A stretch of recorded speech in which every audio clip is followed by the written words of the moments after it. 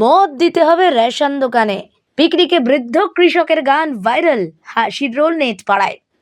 কনকনে শীত মানেই চড়ুই ভাতির মরশুম, আর সেখানে পিকনিকের আসরে এক বৃদ্ধ কৃষকের গান সোশ্যাল মিডিয়া সেন্সেশন। কোনো আধুনিক পপ গান নয়, বরং রেশন দোকানে মদ বিক্রির দাবি তুলে তার গাওয়া একটি মজার গান নেটাগরিকদের হাসিয়ে দিচ্ছে। ঘটনাটা ঠিক কিরকম?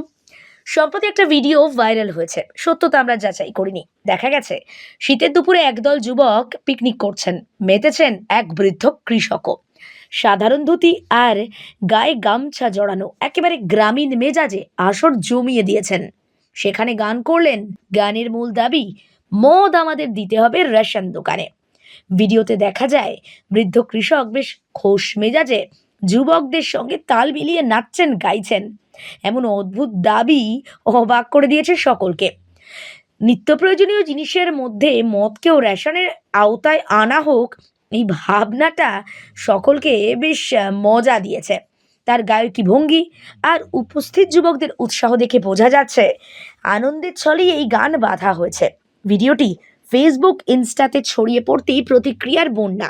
কেউ বলছে কাকার এনার্জি দারুণ, কেউ বলছেন দাবিটা বেশ জোরালো, কেউ আবার গ্রামীণ বাংলার এই সহজ আনন্দকে কুর্নিশ জানিয়েছেন। ভিডিওটি সম্পূর্ণ কৌতুক হিসেবে দেখা হচ্ছে। সাধারণ মানুষের বিনোদনের খোরাক জোগালেও মদ্যপান স্বাস্থ্যের পক্ষে ক্ষতিকর। এটা কোনোভাবেই আইনত সামাজিকভাবে সমর্থিত দাবি নয়।